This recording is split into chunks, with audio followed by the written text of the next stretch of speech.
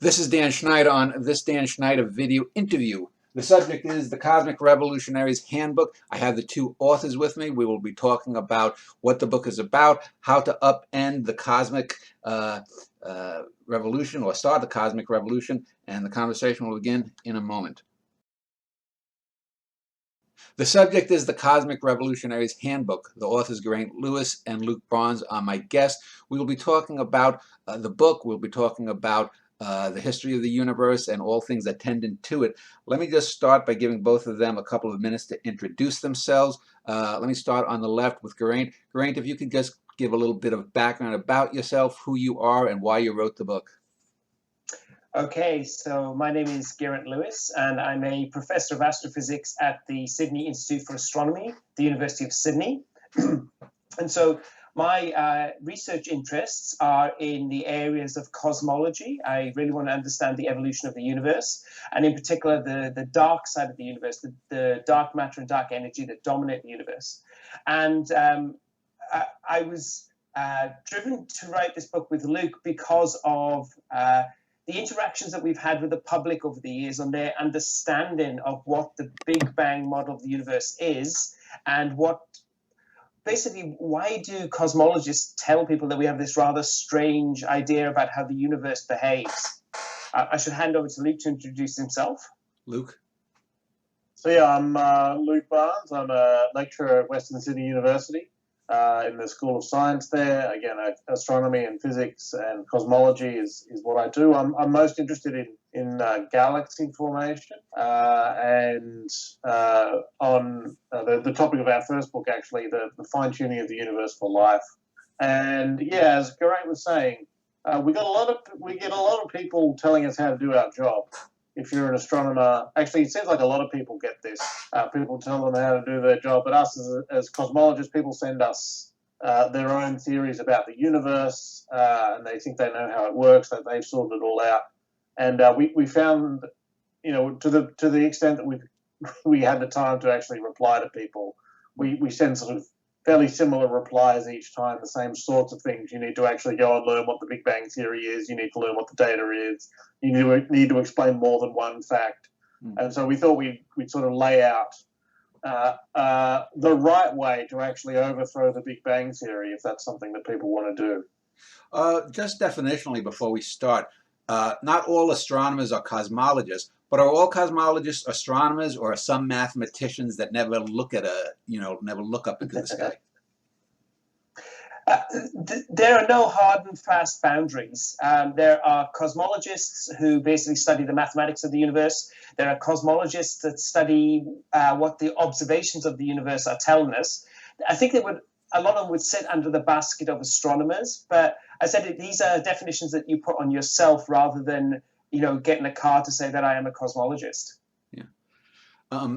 So the book is written, it starts off with, it seems in a little bit more lighthearted vein than a lot of books on a subject, and it's more or less, it seems to be sort of a handbook, especially for people who are beginners to understand. It reminds me a lot of the books that I read as a child that weren't children's books, but in the 70s, say, that would be like, they were called the How and Why Wonder books, where you would explain basic things, then you go in the chapter, you point out possible flaws, and then towards the end you come with a conclusion of, if someone wants to make an argument against subject A, B, or C, this is how you would do that. Why did you choose that format, basically? Well, we found, I read a lot of cosmology books, especially late high school. That's sort of what got me interested in the topic in the first place. And I found a lot of them, not all, but a lot of them started off with, cosmology is weird and wacky and wonderful. We have all these strange ideas. And that's a useful way. It got me hooked, so I can hardly complain about that approach. But we thought that there was a way of approaching this which was a bit more, let's just start from scratch and try to get you to where modern cosmologists are, so you'll know why we're here. The sort of analogy we use is, we can't take you through the terrain, but at least you can sort of follow along on a map of how we got to where we are. And so we took that approach just because I think there's a lot more possibly a lot more skepticism of experts these days. So allowing people to follow the rational steps themselves is helpful, and then that also opens up where the rational holes are. So if people then want to get involved, want to propose a better theory, they can see where the opportunities are. Mm. So when you say holes, Luke, are you yourself not totally 100% convinced of the Big Bang, or are you just at 95, 96%? There's a theory that we use within the sciences. There's a banner called Bayesian probability theory. And anyway, within that, if you ever give something 100% probability, it stays there no matter what future evidence you get. That's just a way that the math turns out. And the same for zero. If you give something 0 probability, it stays there no matter what happens. So in science, all that says is 0 and 100 are off limits. You never give anything other than, maybe the rules of mathematics, maybe. Even then, some people wouldn't do that. And so when I say holes, I just say, actually within the Big Bang Theory, there's a lot of stuff that it explains and explains remarkably well. There's a reason why we use it. But there are some things that it doesn't explain. So a good example is we can do calculations about the nuclear reactions that happen in the first couple of minutes of the life of the universe, and we can calculate how much of the light elements there are, how much hydrogen there should be, how much helium-4 there should be, how much helium-3 there should be, how much deuterium there should be. We're getting all those pretty much right, so that's all very nice. We got to calculate the next lowest one from the early universe, and it's lithium, the third element of the periodic table, and that one we don't quite get right. And so there's a hole. There's something where if you can explain, you can't just jump in and explain that one. You have to explain everything else up until then. But then there's an opportunity there for something to do better than the standard Big Bang theory. How about you, Geraint? What's your take on the Big Bang? So at some level, I guess it depends on what you mean by the Big Bang Theory, because it's a bit of a catch-all phrase. And, to quote a TV show that I'm not a big fan of, right? I mean, at some level, it's this question of, the universe used to be denser and hotter in the past, and it's going to be more rarefied and cooler in the future. And the way I like to look at it is that I think if you asked cosmologists, how much would they be willing to bet that this particular situation is a correct description of the universe? I think many of them would put a reasonably strong bet on the fact that we live in an expanded universe, which was hotter and denser in the past and is expanding through today.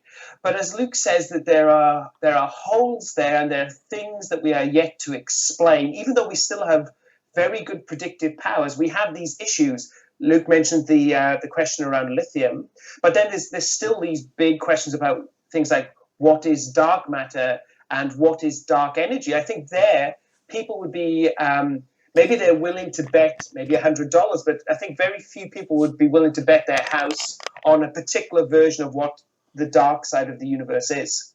So there are some things which I think we are quite confident about. Some things I think we think we have a good handle on, but there are definitely places where things are a little shakier.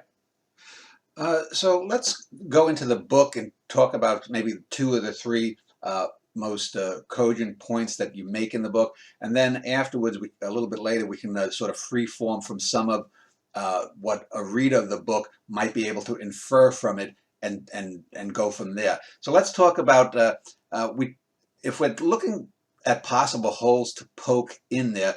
Luke had just mentioned one. Let me start with you, Geraint. What are the 2 or 3 major things that, if you were not as trained in your field as you are, that if you came upon this information, you would go, there's something a little askew here? Well, it's hard to not have the knowledge that I have. I know where I feel the holes are.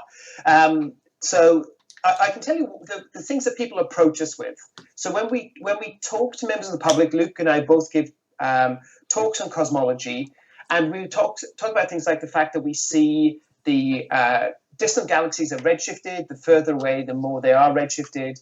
And people will talk to us about ideas which are now discredited. Things like tired light, this idea that light somehow loses energy as it travels through the universe. And so it basically spoofs the cosmological expansion that we expect.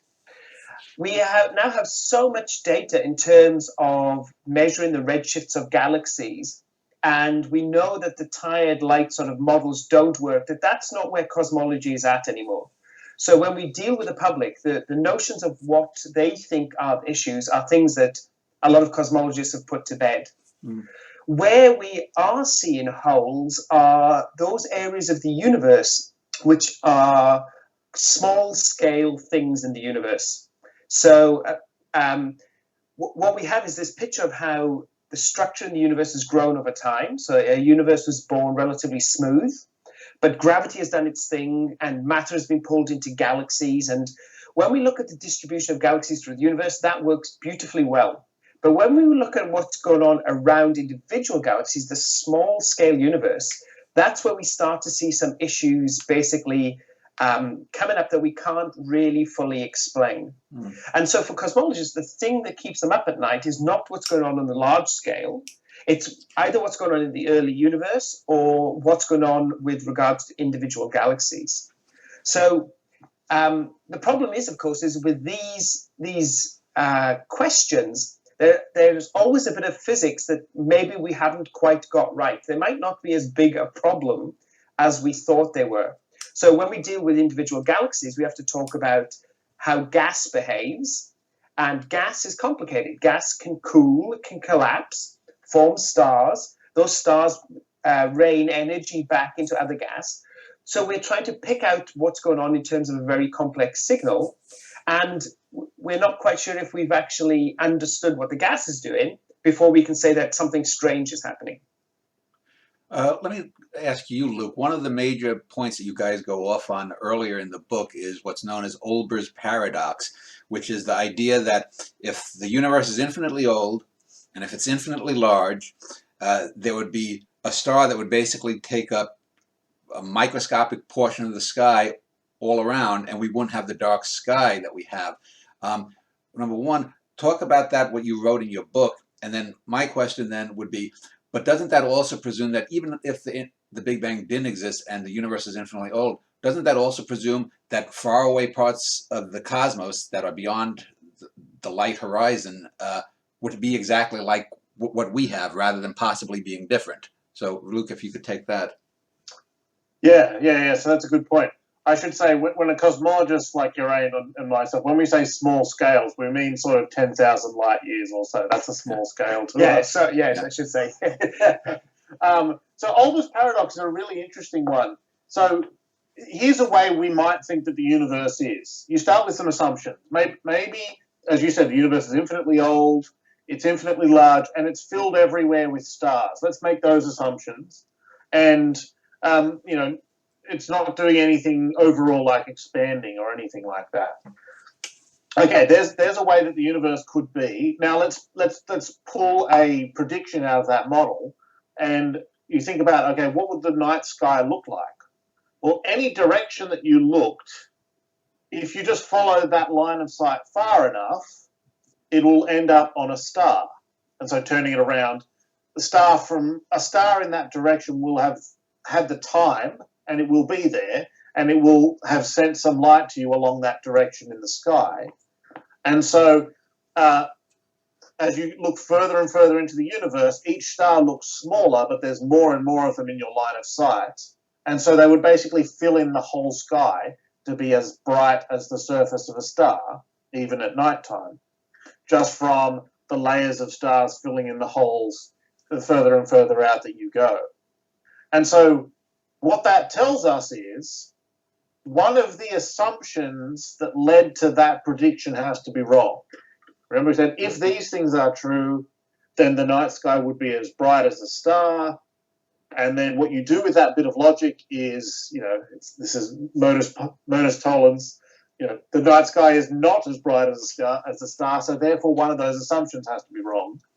And so it could be, as you said, that the universe is infinitely large and it's infinitely old, but as we look further and further out into the universe, there aren't stars like ours out there.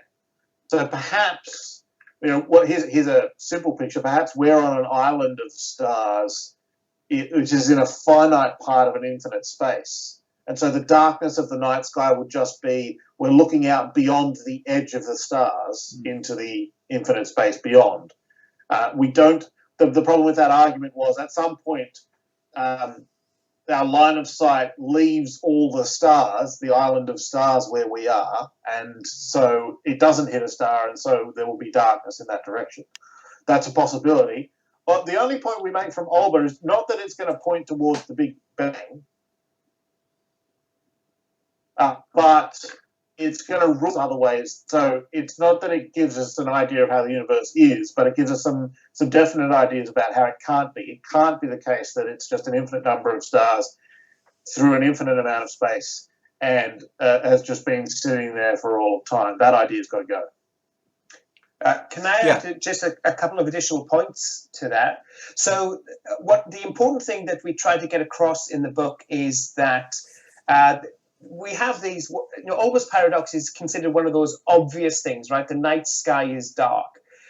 But what we have often is that people approach us and they've got their own ideas of the universe. And what we basically point out to them is that if you have your own idea about how the universe works, what their particular cosmology is, it better be that in their cosmology that the night sky is dark. That's an observational fact that has to agree, their predictions from their theory has to agree with that fact. And so, as Luke mentioned, this particular model that we talk about where the universe could be infinitely large, could be infinitely filled with stars, we know that that one is wrong because it makes an incorrect prediction.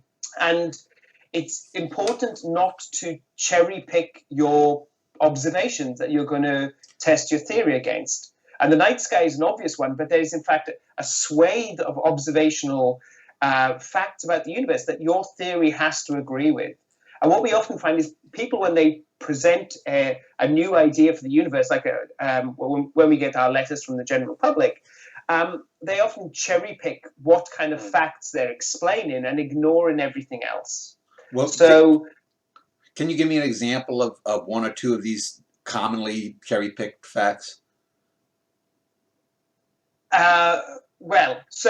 So people will talk about, as I mentioned before, people will talk about the redshift. Yeah. So the redshift of galaxies, of course, is observationally established by Hubble now almost 100 years ago. And so the question is, what is the source of that redshift? And so people will come up to you and they will, as I mentioned previously, they will say things like, what about this idea of tired light, that light loses its energy as it travels through the universe? Now, that idea can explain the redshift. You can come up with a model for tired light where more distant galaxies are more redshifted because their light lost more energy as it travels through the universe. And you might say, yes, I've got a win. My theory works. But then we might say, right, we know that there's other light in the universe. And in particular, there's the light that in the Big Bang picture, which is the leftover light from the actual Big Bang itself, the cosmic microwave background radiation. And you say to them, right, in your tired light model, what does the cosmic microwave background look like? And it gets the distribution of light wrong. It gets the shape of the distribution of light, which is now, of course, in the microwave part of the spectrum. It just gets it completely wrong. So you might be able to cherry pick and say, I can get my model to work here, but if I compare it to data over there, it's actually ruled out. And people tend to ignore the bits where their things are ruled out and focus on their successes. Yeah. Luke, what's an example of a cherry-picked fact that you often deal with, or one different than what Geraint just said? Well, one of the first theories I ever got sent when I started as a PhD student was a guy who had this theory that the universe as a whole was rotating. And so we were our bit of the universe was just one part of a massive system which was all going around. And the outside, I think the outside parts were going faster than the inside parts. And so what he pointed out was, if you looked out in that direction, something close to us was going at about the same speed that we are, but the further away you looked, the faster it would be moving, and it would be moving away from us. And he thought this was good. This explained, the way redshift changes with distance. And I sent him back an email saying, okay, that's great, but if you looked in the opposite direction, you would see the opposite effect. Everything would be coming towards you. You wouldn't see redshift, you wouldn't see the light stretched as things move away from us. You'd see blue shift. Everything would the light would be compressed as things are coming towards us. It's the Doppler effect, but applied to light. And so half the sky would have red-shifted galaxies and half the sky would have blue-shifted galaxies. And so I sent him off this thinking, obviously this disproves your theory. And I got an email back from him saying, yeah, that's a good point. I still hope that my model will be accepted one day by scientists. I was like, no, of course we're not going to accept it. It doesn't explain the universe. It does half the sky redshift. That's not what we... the major one is, another major one is, Geraint's mentioned the cosmic microwave background, and there's there's light that's coming us from all directions in the sky at basically millimeter-sized wavelengths, and it has, if you look at how much light we get at different wavelengths in that sort of part of the spectrum, it has the unmistakable signature of light that is emitted by matter, which is in perfect balance with radiation. So matter can hit light and make it more energetic or less energetic. Light can heat up matter. So all of those things, hot things can glow, and you can heat something up with very energetic light. Or, if you hit a situation where the light and the matter are perfectly coupled together in equilibrium, you get this very distinctive shape of the spectrum called the blackbody spectrum. That's what we see from the night sky, and it's at a very specific temperature. And I've seen some people try to say, oh, look, I can get a temperature. I can get a sort of rough temperature of the space around us, and that'll explain the cosmic microwave background.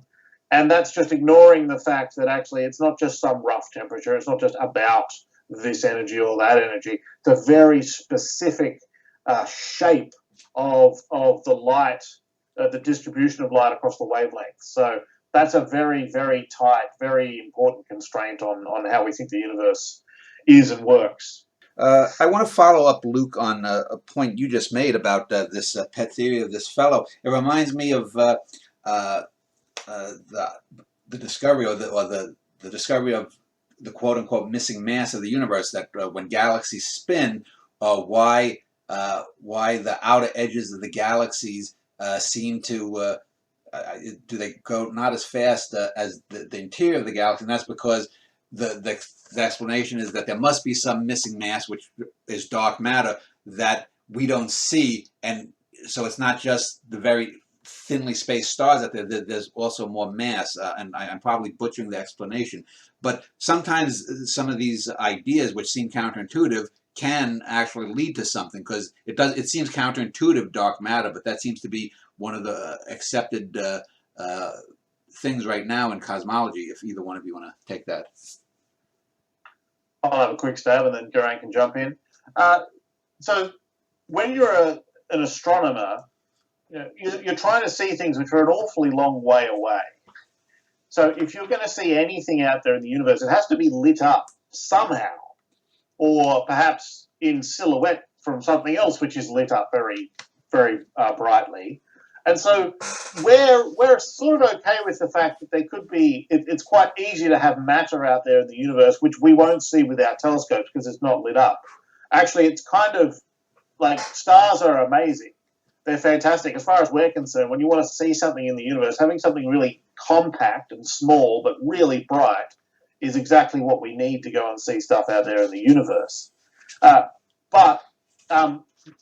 So the way that the dark matter the argument for dark matter is set up is, okay, we can go and look for stuff in the universe that's lit up, that's bright, so that's the stuff we can see, but also we can look at how things are moving in the universe and try to infer something about the gravitational forces that they must be feeling.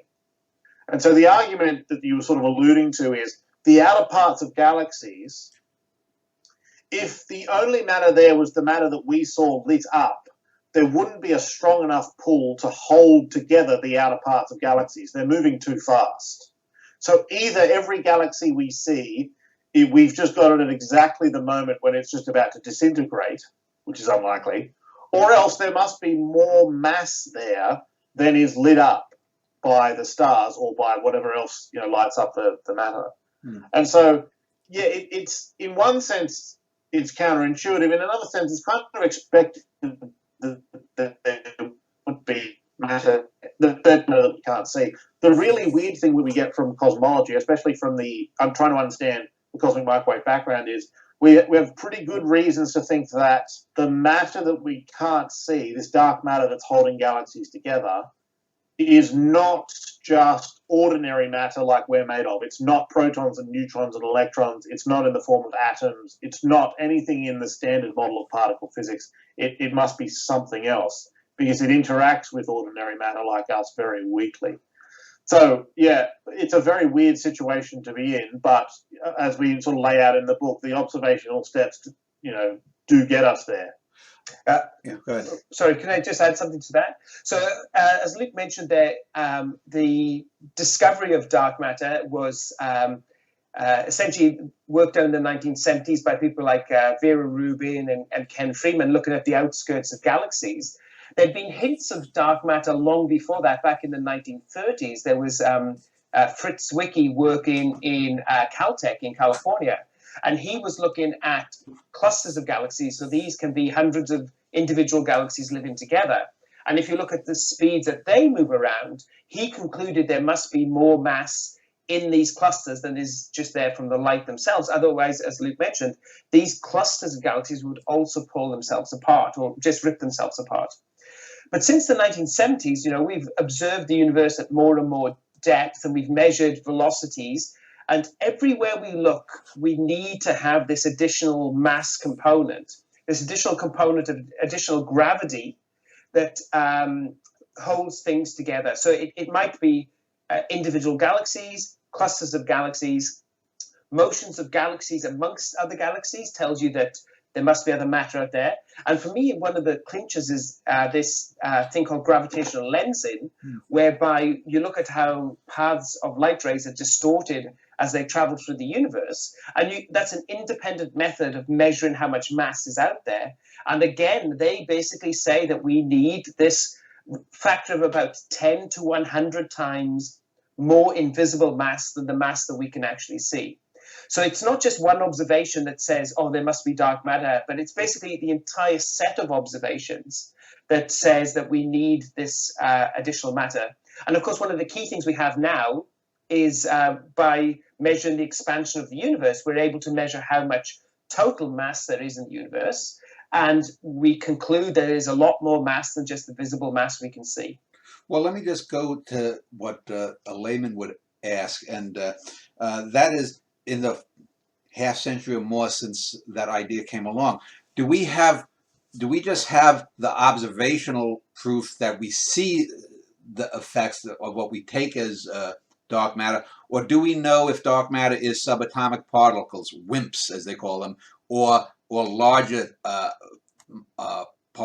larger items like a macho, which is sort of like, I guess, a brown dwarf?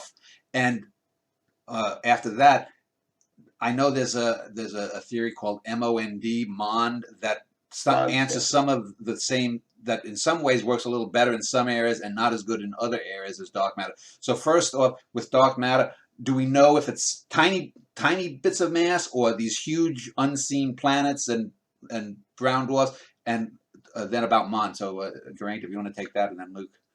Yeah, so I mean, that's an excellent question. So let me just take a step back and just say how, in reality, how astronomers see dark matter. And at some level, I think it's fair to say that it's the way we talk about it, it's really a parameterization of ignorance. We do not know what dark matter is.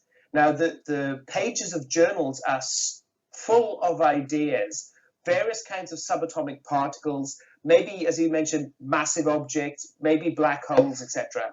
And over the last 30, 40 years, astronomers have been doing various observational tests to try and work out just what dark matter might be. And they've essentially ruled out that it can be something large, like it's not something of scale the mass of the sun or a tenth the mass of the sun.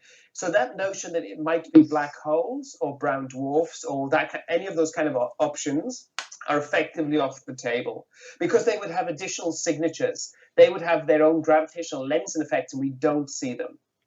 So there's a sort of feeling that it's probably related to some sort of fundamental particle that we don't have in our standard model.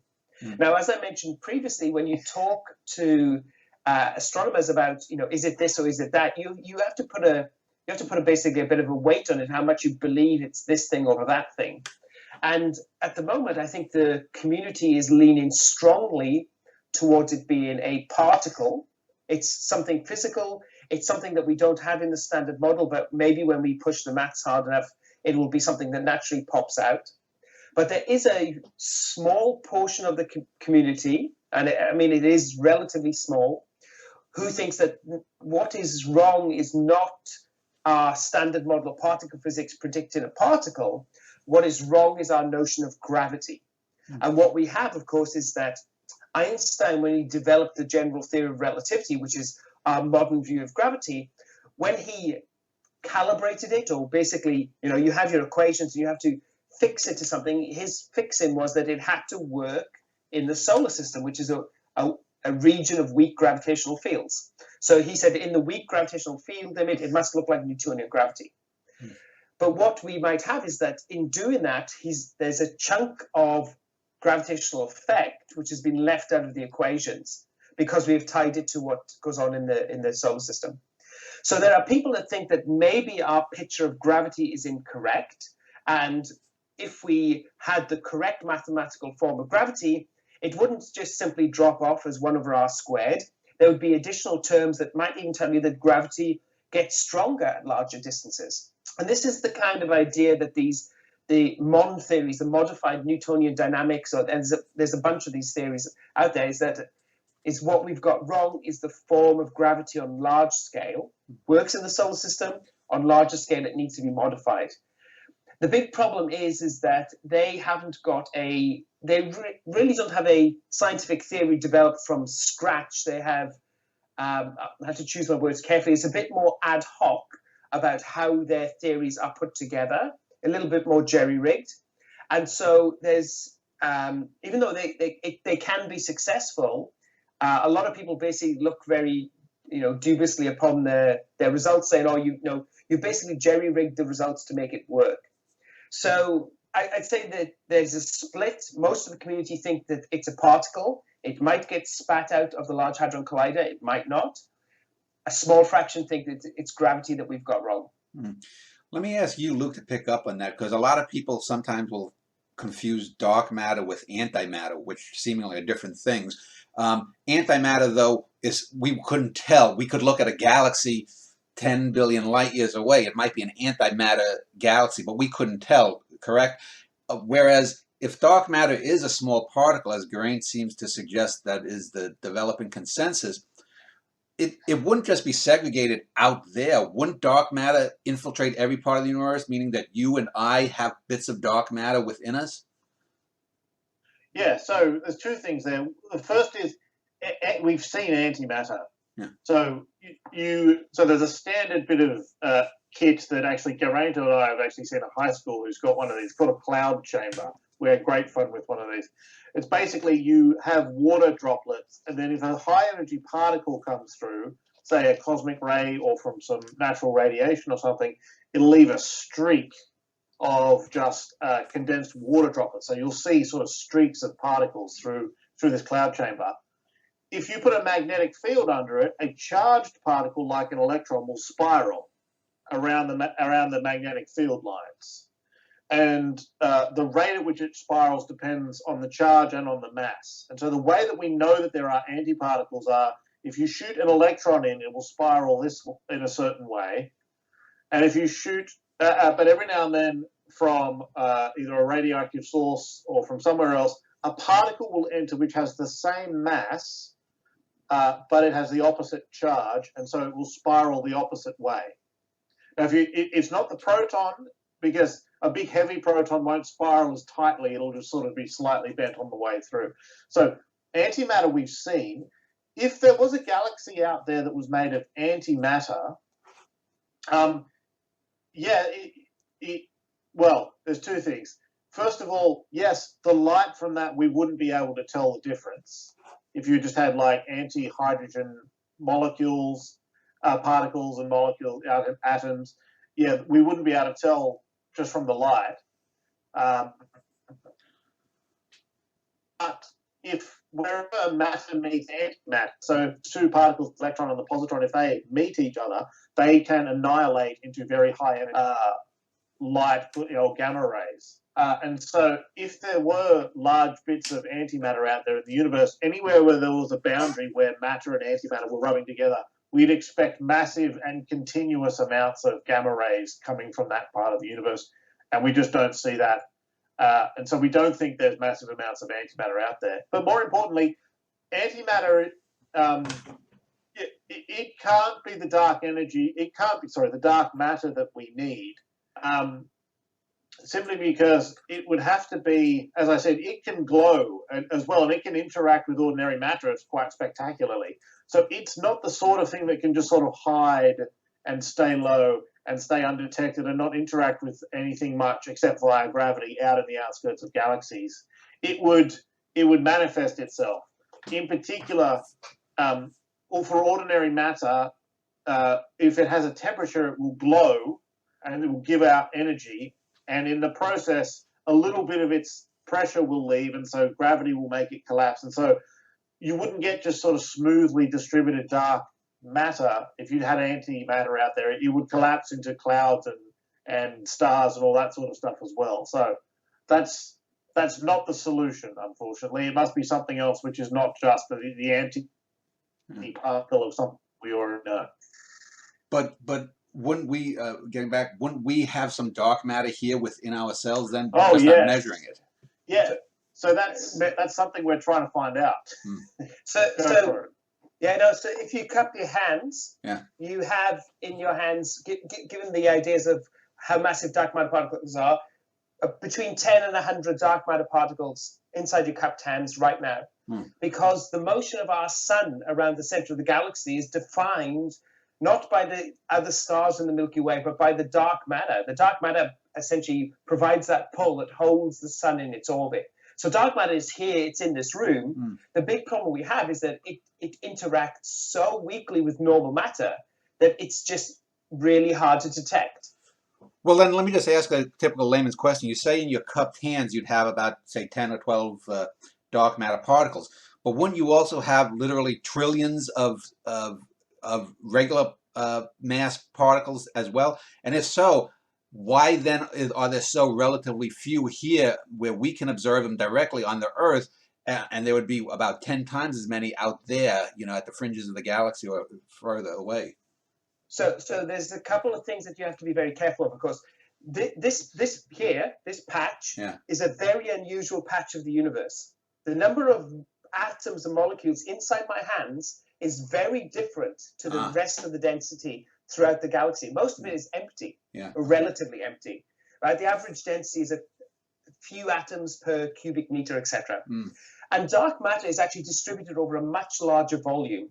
So if we consider the amount of dark matter we have is inside this ball, our optical galaxy is this thing in the center. So this is where all the atoms are, but dark matter can be over a much larger volume. So there's a lot more of it. It's a lot more spread out, but we have to be very careful. I said, we are not a typical environment inside our galaxy.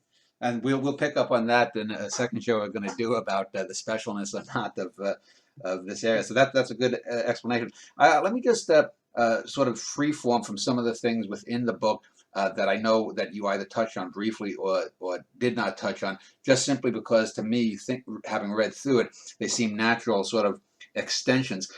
One of the things that I've often found is I think human beings have a very difficult time reconciling certain concepts. One of them is, for example, if we go to geology, we talk about deep time with Lowell and Hutton, and that we went from the biblical 6,000 years to 4.5 billion years, which is, multitudes times larger. But another thing is, I don't think people can grasp nothingness when people think of death, that there has to be an afterlife, that for 4.5 billion years there was not you, not me, we were not there, but since we're here, that we have to somehow exist later in the future.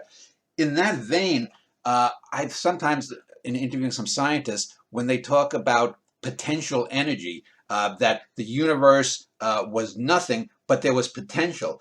But it seems to me potential is still something. It may not be, you know, a little marble that you can hold in your hand, but the potential energy to start a universe, in a sense, definitionally, can't be nothing, can it? So when we say that, if we assume the Big Bang is correct, that the universe sprung from nothing, well, not really.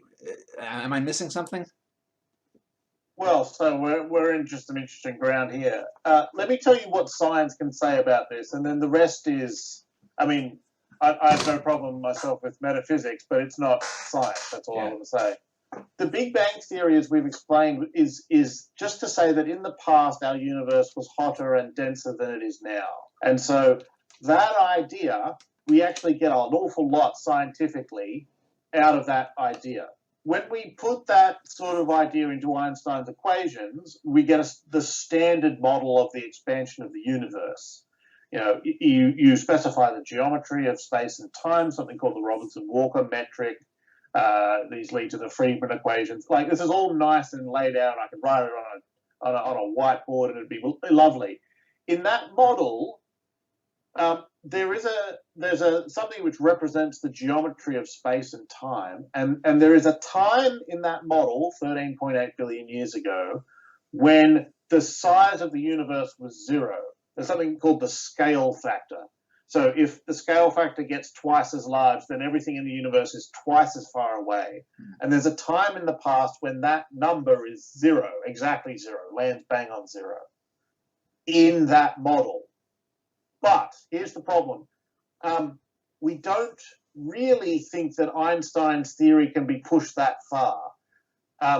First of all, the further back in time you go, the hotter the temperature becomes, so the higher the energy. And at some point, every particle in the universe has more energy than we've ever seen in a particle accelerator.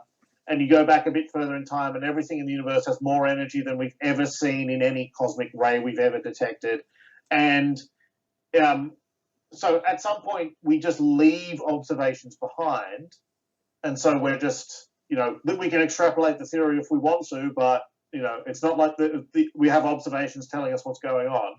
And if you go even further back, most cosmologists, I think, would say there's a time when we expect that we need a new theory because Einstein's theory of gravity doesn't include any quantum mechanical effects.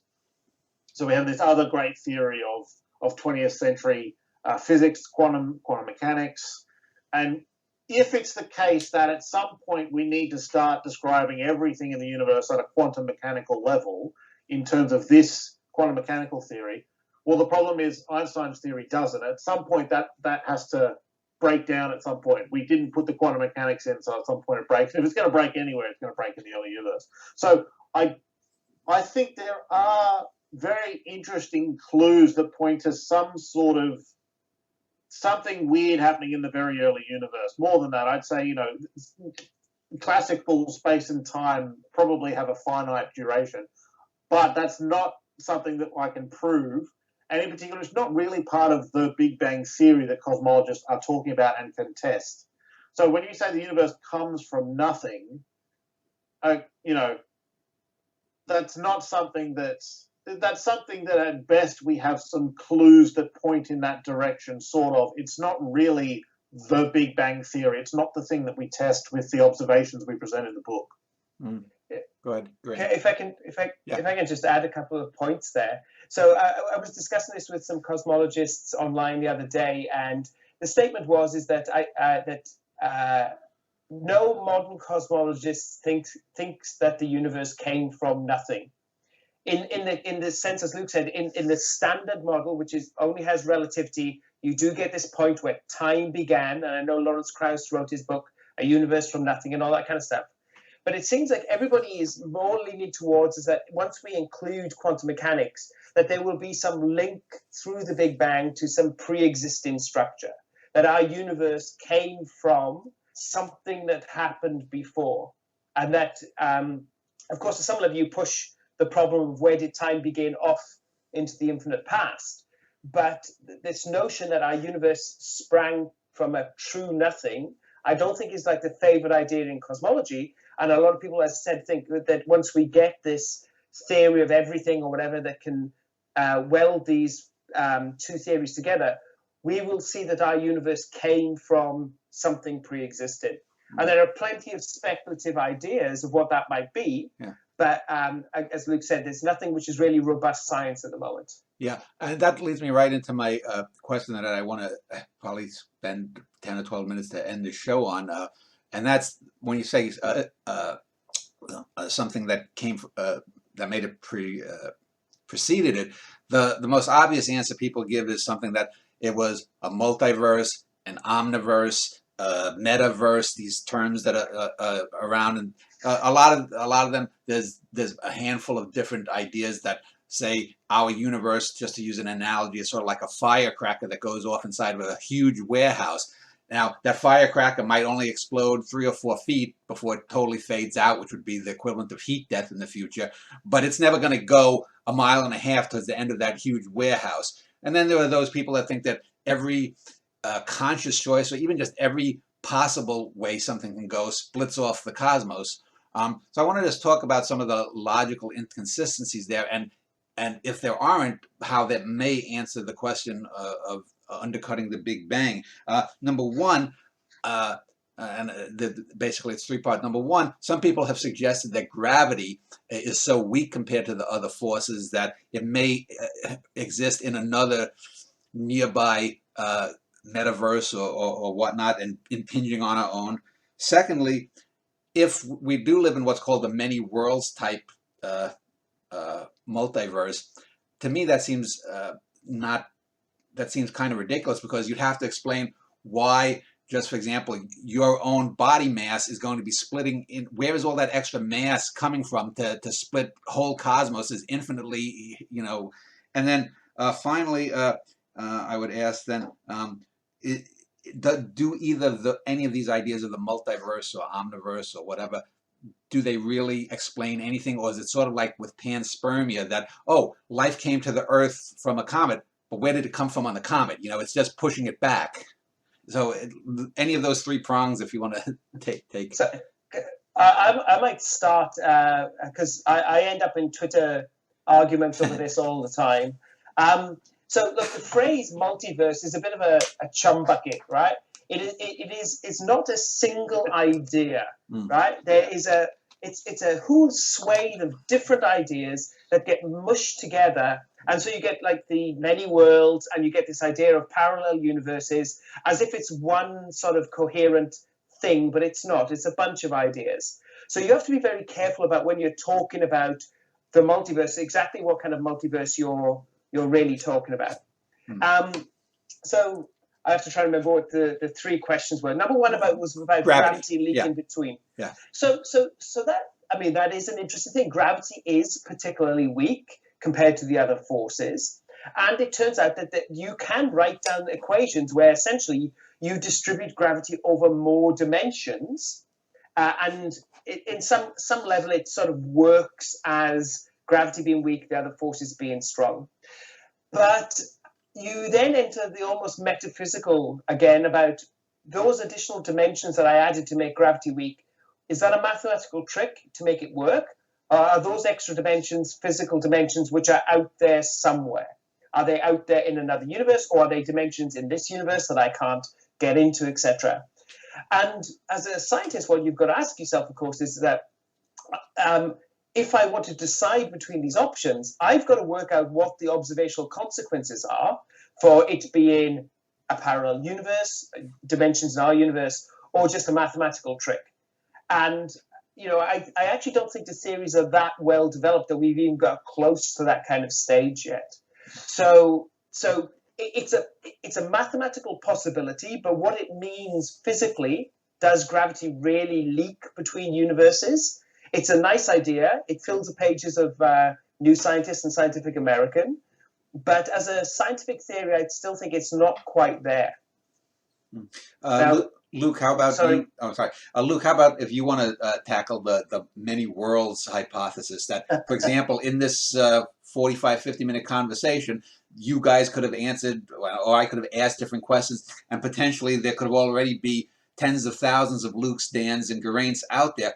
Where the hell did their universes come from? The mass, word.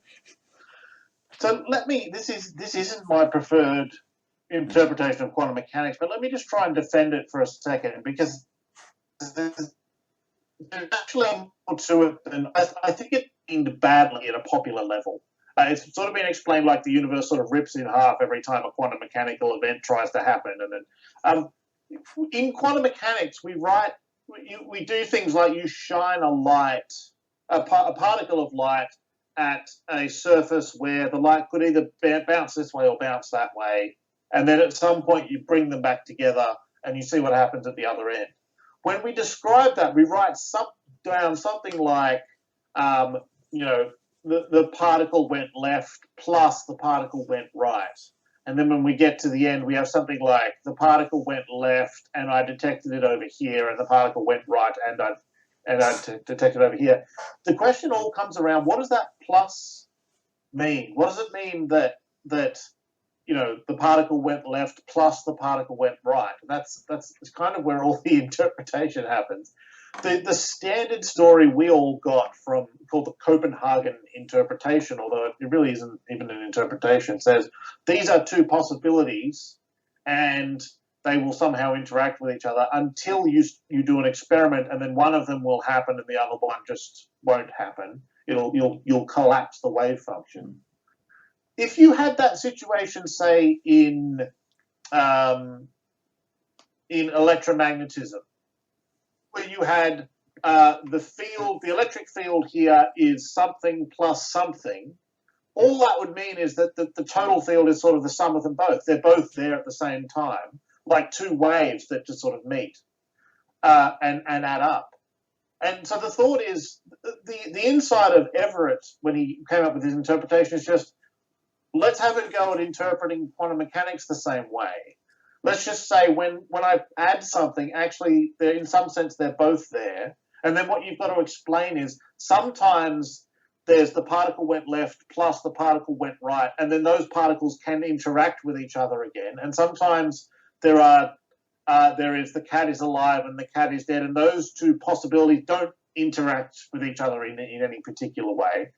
And you explain that via a process by which in a sense, the two systems are in the same place at the same time, but then stop interacting with each other for reasonably well understood but difficult to explain reasons. This word decoherence gets thrown around, and I sort of understand what it means, and I sort of don't. And so, what a defender of, and like I said, I don't fully buy this, but there's more to it than just the popular level has presented. The advantage that a defender of this view will say is it's taking quantum mechanics. We have this wonderfully, beautifully successful scientific theory, mathematical theory, and it doesn't, and a bunch of other interpretations, doesn't try to stick anything extra onto it. It just says, all right, let's just interpret it the way it is. Where there's a plus, we'll do what we do in the rest of physics and say it's both of those things, and sometimes the two terms can interact and sometimes they can't. It's a really weird view of, like I said, of the way the universe works. You do end up with a whole lot of branches of the wave function out there, but it's not as sort of daft as first seems. I don't buy it, but it's not as daft as you might think. So go ahead, Grant. So just to add to that, of course, you asked the question about, if a universe splits, do you have to double the energy of the universe, etc. If you take somebody like Max Tegmark's view of this, of course, for him, there is no real physical universe. I mean, for him, the universe is some sort of mathematics in operation, and that we think it's a physical universe, but really it's mathematics running somewhere. And he never really defines where that somewhere is and how the calculations are done. But for for him, and I think he's a supporter of many worlds, it's that that's just a consequence of the fact that the universe itself is a mathematical structure. And these are just mathematical calculations going on. And you follow the wave function as it goes through all of its stuff. And that gives you naturally the many worlds in this mathematical structure. But you then, you lose all those things that you think you know about reality, right? Yeah. You don't have to worry about mass anymore, and you don't have to worry about light and all that kind of stuff, because it's just all a calculation running in this strange background that we have. So there are ways of getting around it without having to worry about the physical nature of what happens when a universe splits into two universes. Well, let me close this by asking a question, getting back to the book's title, and give both you and Luke a chance. So is the question of the book, or basically looking to make the B's in Big Bang from capitalized to lowercase, i.e. it's quite seemingly established that there was an explosion, or if we want to call it that, a great expansion somewhere in our universe's past. The only real question is, did it really create everything, or was it like metaphorically that little firecracker in an already existent warehouse that I had mentioned? So are we really just talking a case of capitalization, Big Bang, or lowercase Big Bang? Luke, if you want to take that first. I guess the point is that we can draw a fairly well-defined line between, here are the bits of the Big Bang Theory that we need to explain the data that we have, and then here's the bits of the Big Bang Theory where if you want to change that bit, if you want to tell a different story on those bits, feel free. So the very early universe, before, some tiny fraction of a second, if you want to change the story of the standard Big Bang Theory back then, as long as you arrive at basically 1 second with the universe ready to do those nuclear reactions that actually produce the elements we can see, as long as you get there, you're okay. But before then, you can change that story. So the point of the book is there's a line to be drawn between, here's the parts of cosmology which we can say that we need to be there to explain the data, and the rest is just kind of, if you want to tell a different story there, that's fine. If you want to overthrow the Big Bang Theory, the whole thing itself, you've got a lot of explaining to do in that region where the observational evidence is. Geraint, last word to you. Yeah, I very much agree with what Luke says there. It is meant to be a guide for people that if you have an idea which you think will do better to explain the universe, then this is how you go about convincing the astronomers that they should take you seriously. And it's a cry that we hear all the time, is that why won't scientists listen to my ideas? And what people need to do, of course, is, I think at some level, need to understand science and the scientific process. And that's the only way that you're ever going to get an idea that goes from just being an idea to something that actually overthrows something as solid as the Big Bang. Well, I will link to both of your websites at your university. I want to thank you for spending an hour talking about it. The Cosmic Revolutionary's Handbook is the book. It's from Cambridge University Press. So there he goes. So we can have a little commercial at the end. So it's available, I guess, online and also in bookstores near you. So thank you both, and we will continue in a little bit on another subject. Thank you. Thanks.